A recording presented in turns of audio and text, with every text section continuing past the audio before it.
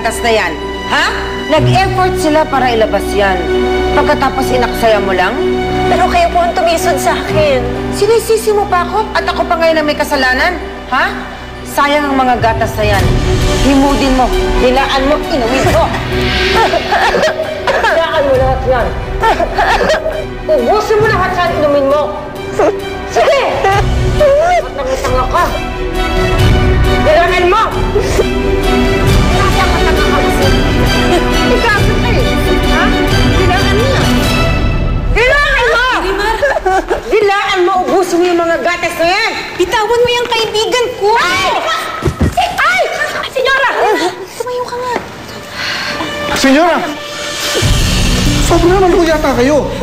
Hindi ho ninyo dapat sinasaktan si Marimar. Pati na si Natalia. Bakit hindi?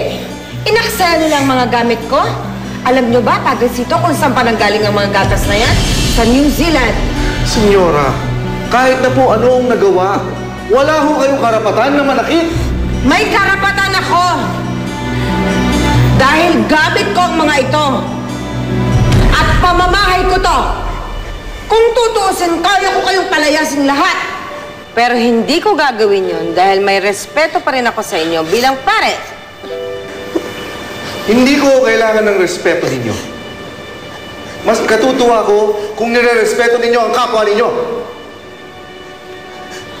Marimar, umuwi ka na lang kasi sa akin. Siya na eh. Masakol pa sa demonyo yung ugali ng binan mo. What did you call me? Teka, tama na. Halika na. Halika na. Tayo na. Diyos niyo. Huwag kayong babalik dito mga hampas lupa. Sumuno daw ako?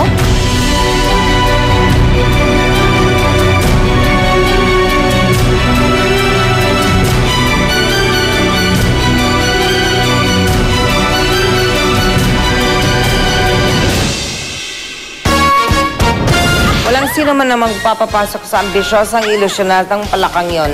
Pero binilin sa akin ni Sergio si Marimar. Susunod ka o gusto mo ring ma-eliminate? Nangako ako kay Sergio. Nandito ako pag uwi niya. Hindi ako susuko. Akala mo makapagsusumbong ka? No way, corazon. Magmula sa araw na to, ako lang ang pwedeng sumagot ng telepono. Klaro? Kabastos-bastos naman talaga yan si Marimar eh. Hindi ko nga alam dyan sa serye niya kung bakit pinakasalan niya. Hindi naman dapat totoo yun eh. Anong hindi dapat totoo? Kaya niya pinakasalan si Marimar para makuha niya yung mana niya. Nalasin ko talaga kayo ni Papa Donato. Now, I can do this. You really want to stay here? Pues, pagdusahan mo ang desisyon mo. Kailangan ko lang kung bumalik ng resort, Papa. Kailangan ko makausap si Marimar Aura. No. You're not leaving until matapos natin to. You leave Manila, you leave the company.